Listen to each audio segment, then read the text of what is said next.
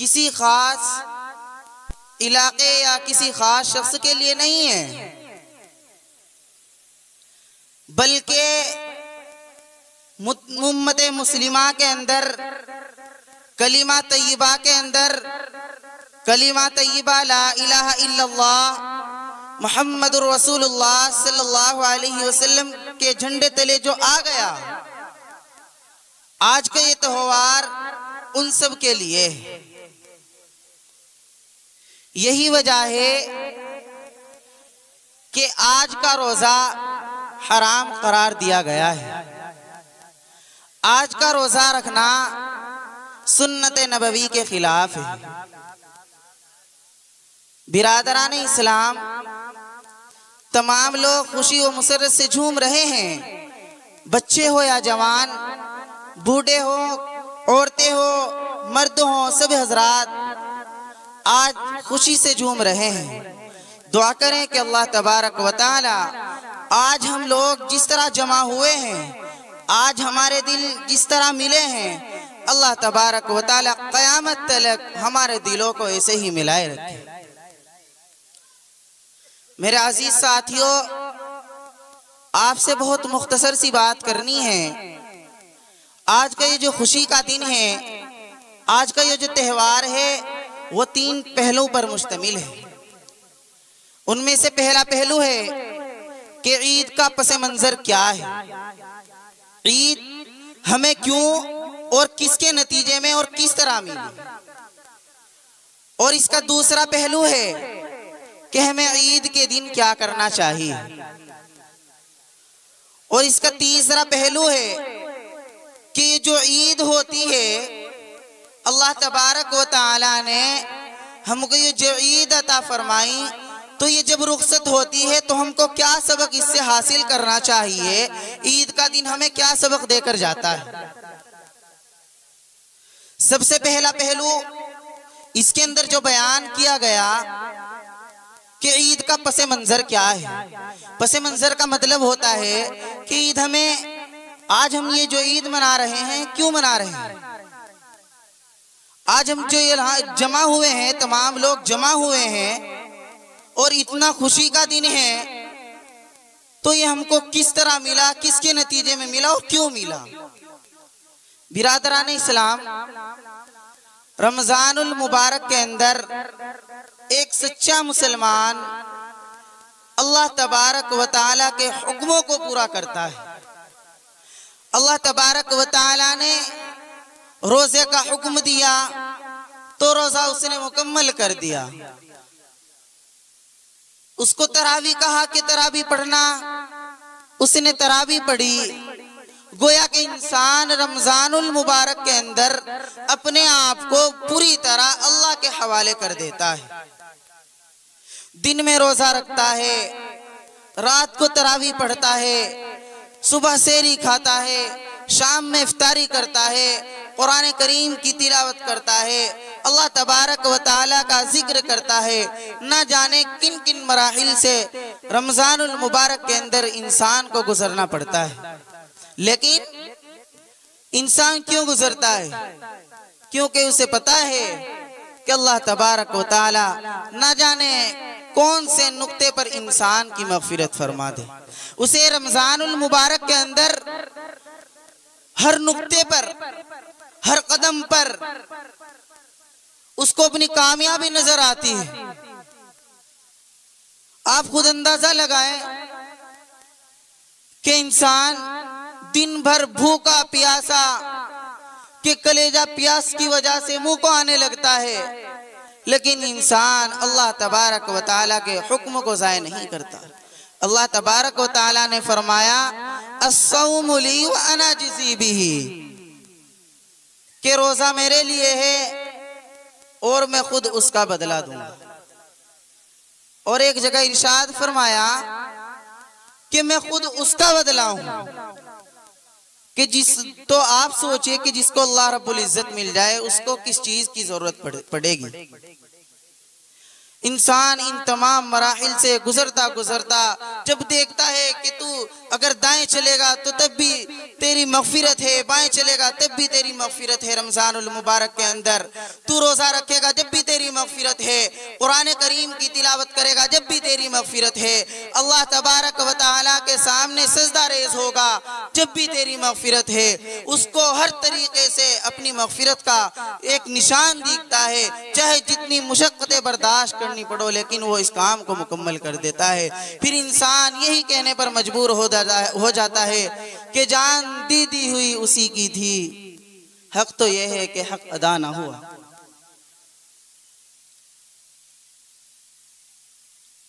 पूरे दिन भूखा प्यासा, रात को थका मांदा इंसान के रोजे से बिल्कुल टूट चुका, रोजा खोलने के बाद इंसान को बहुत आराम की जरूरत होती है, लेकिन फिर वो अल्लाह तबारक व तआला के हुक्मों को पूरा करने के लिए नमाज इशा पढ़ने के लिए आता है, और इशा की नमाज के साथ, फर्जों के साथ बहुत सुकून और इत्मीनान से 20 रकात नमाज तरावी अदा करता है, खुशी खुशी के साथ उसको अदा करता है। क्यों? क्योंकि कल क़यामत का दिन होगा और ये कुरान करीम अल्लाह रब्बुल इज्जत की बारगाह में तुम्हारे लिए सिफारिश करेगा, और अल्लाह रब्बुल इज्जत के सामने यूं कहेगा कि अल्लाह मैंने तेरे इस थके मांदे बंदे को, अल्लाह मैंने तेरे इस बंदे को दिन में तो प्यासा भी रहा हो, लेकिन मेरी खातिर रात को इसने कुरान करीम पढ़ा, कुरान करीम सुना, कुरान करीम को सुनाया, ए अल्लाह तो आज मेरी सुन ले और इस बंदे की मगफिरत फरमा दे। कुरान करीम कल क़यामत के दिन अल्लाह रब्बुल इज्जत की बारगाह में हमारे लिए सिफारिश करेगा।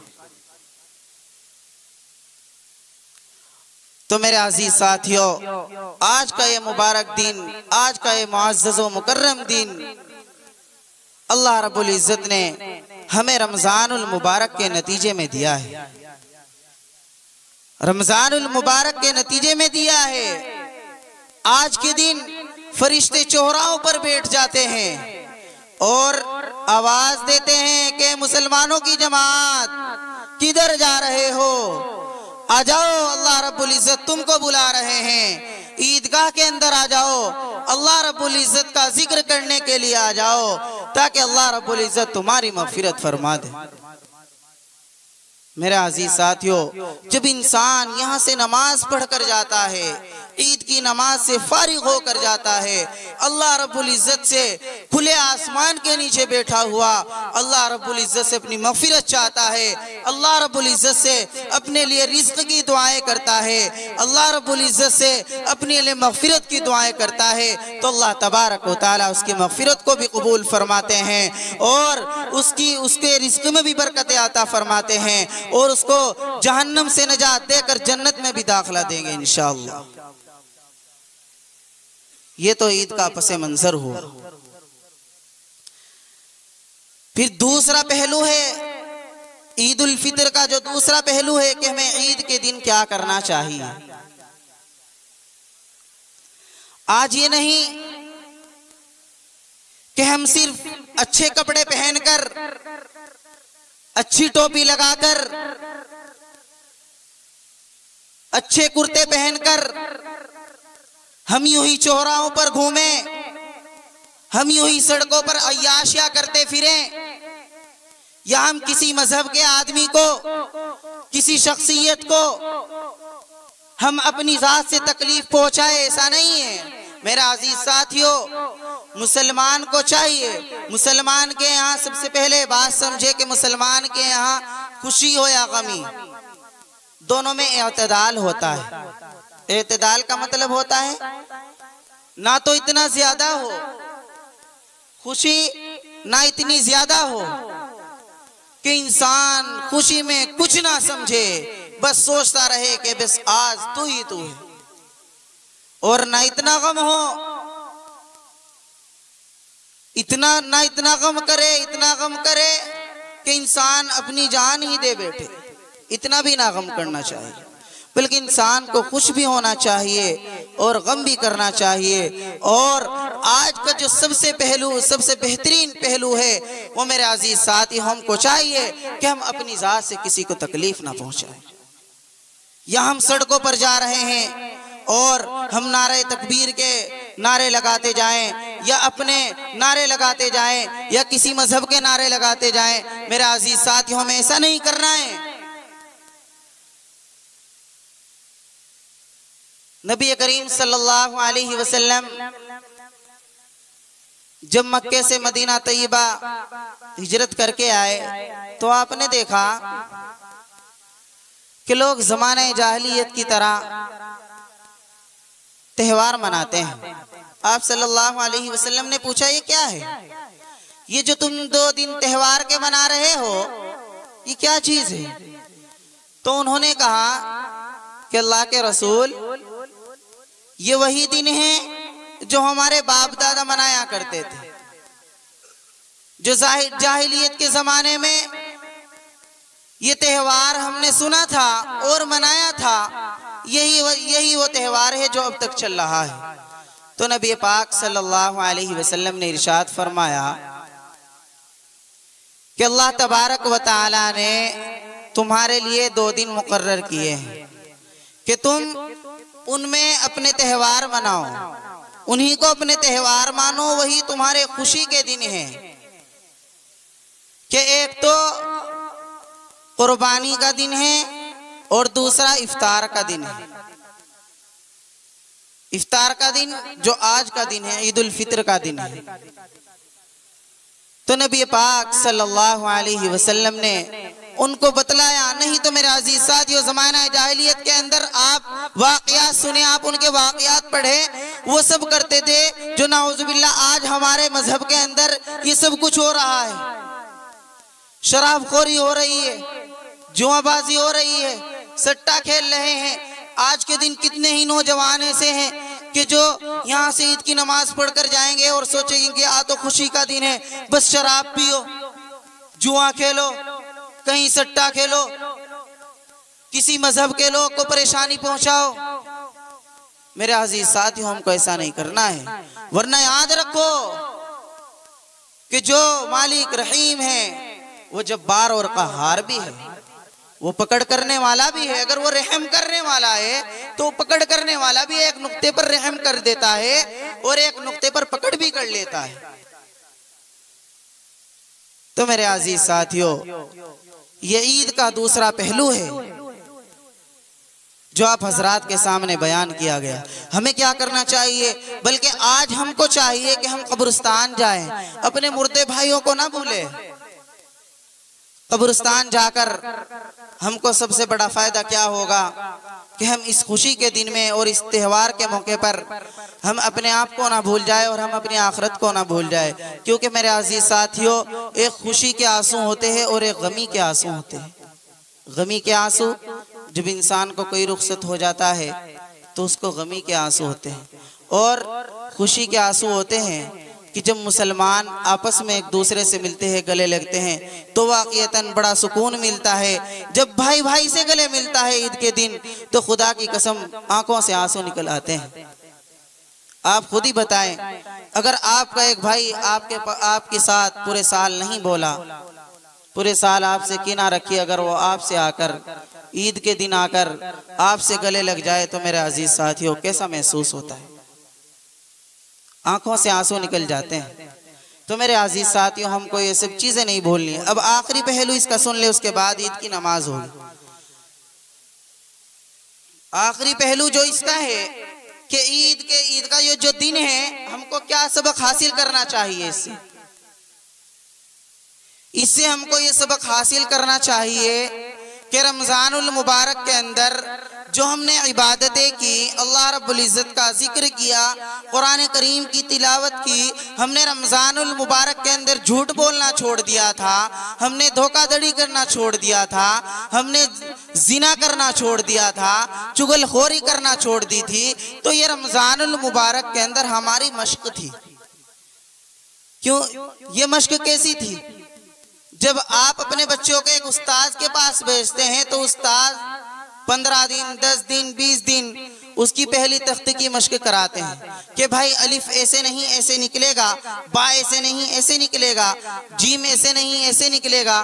तो इसी तरीके से जब वो मश्क हो जाती है तो उसकी जबान पर वो अल्फाज चढ़ जाते हैं। तो रमजानुल मुबारक भी हमको इसीलिए दिया गया कि हम साल में न जाने कैसी कैसी अय्याशियां करते फिरते हैं। तो साल में हमारी ये रमजानुल मुबारक एक महीना आता है जो हमारी मश्क के लिए आता है,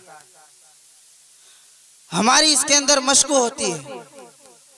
अब इसी मश्क को हमको जिंदगी भर आने वाले रमजान तक के लिए हमको ऐसे ही गुजारनी है अपनी जिंदगी, ऐसे ही अल्लाह रब्बुल इज्जत की इबादत करनी है, ऐसे ही कुरान करीम की तिलावत करनी है, ऐसे ही हमको अपनी तिजारत करनी है। तिजारत के अंदर झूठ नहीं बोलना, तिजारत के अंदर चुगलखोरी नहीं करनी, हमको जिनाकारी नहीं करनी, हमको शराब नहीं पीनी, हमको किसी के सामने किसी की चुगलखोरी नहीं करनी। बस हमको जैसे रमजानुल मुबारक के अंदर हमारी जिंदगी गुजरी है ऐसे ही हमको अपनी जिंदगी गुजारनी है। वरना याद रखो मेरे अजीज साथियों, आज हम ना कर आए हैं, कल कयामत का दिन होगा कि हमको लोग नहलाएंगे। कल हम जब इस दुनिया से रुखसत होंगे तो लोग हमको नहलाएंगे। आज हमने नए कपड़े पहने हैं, कल हमको एक जोड़ा पहनाया जाएगा। आज हम खुशबू लगा कर आए हैं, कल हमको खुशबू लोग लगाएंगे और चार कंधों पर रखकर हमको लोग कब्रिस्तान छोड़ आएंगे। फिर हमको उस वक्त याद आएगा कि काश रमजानुल मुबारक एक और नसीब हो जाता, काश हम उस बात पर यकीन कर लेते कि जो बात हमको बतलाई गई थी कि रमजानुल मुबारक के बाद भी ऐसी जिंदगी गुजारनी चाहिए। तो मेरा अजीज साथियों, हम आज इस पिंडाल के अंदर, इस ईदगाह के अंदर बैठकर ये ऐद करें और अल्लाह तबारक व तआला से दुआ करें कि अल्लाह तबारक व तआला जैसे हमने रमजानुल मुबारक की जिंदगी गुजारी, जैसे हमने रमजानुल मुबारक में इबादत की है, जैसे हमारे दिल आज ये ईद के दिल मिले हैं, अल्लाह तबारक व तआला पूरी जिंदगी के लिए हमारे दिलों को ऐसे ही मिला दे।